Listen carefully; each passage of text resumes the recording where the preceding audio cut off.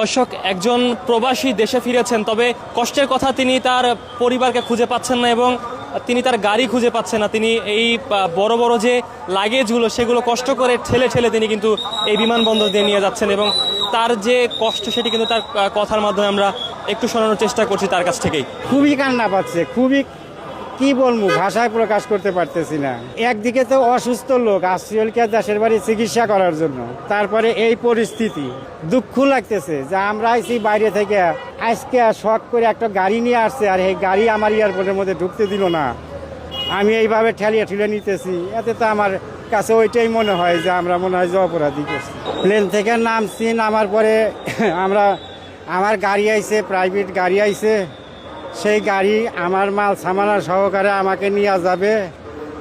এই উড়াউড়ি এই ইয়ার জন্য, এই লোকজনের জন্য এয়ারপোর্টে কোনো প্রাইভেট গাড়ি, আমাদের প্রাইভেট গাড়ি ঢুকতে দিচ্ছে না, আমাদের মতো যারা গাড়ি নিয়ে বাইরে থেকে আসছি।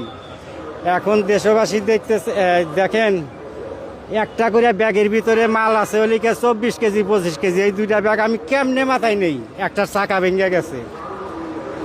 কালকে জাস্ট 2টার সময় ফ্লাইটে উঠছি, এ পর্যন্ত খাওয়াও নাই।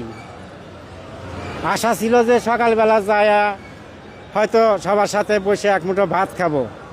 এখন আমার ফ্যামিলি যে আসছে, আমাদের বাচ্চা কাচ্চা আসছে, তারাও আমার কাছে ফিরতে পারতেছে না। আমার কাছে, আমি বিদেশ থেকে আসছি, আমার কাছে কোনো টাকা নাই। মোবাইলে এমবি তুলে কথা বলমু, হে টাকাটা ফ্যামিলির কাছে। এখন তারা আমার কাছে আসতে পারতেছে না, আমিও তাদের কাছে এই জিনিসগুলো নিয়ে যাইতে পারতেছি না।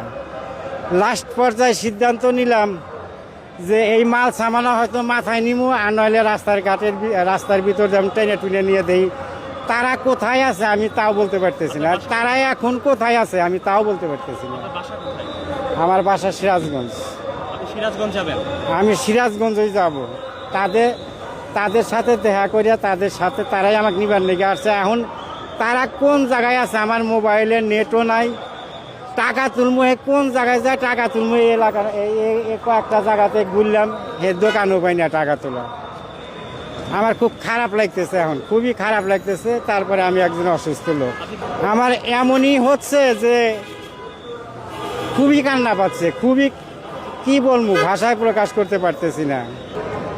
একদিকে তো অসুস্থ লোক আসছে দেশের বাড়ি চিকিৎসা করার জন্য, তারপরে এই পরিস্থিতি, ঠেলিয়া নিমু কোন জায়গায়, আর কোন জায়গায় যায় আমি তুলমু, মানে যে কি নেট ইন্টারনেট 2-4 টাকার যে তুলমু, তুলে যে তাদের সাথে কথা বলবো, সে পর্যন্ত যাওয়ার সমস্যা হয়ে যেতেছে।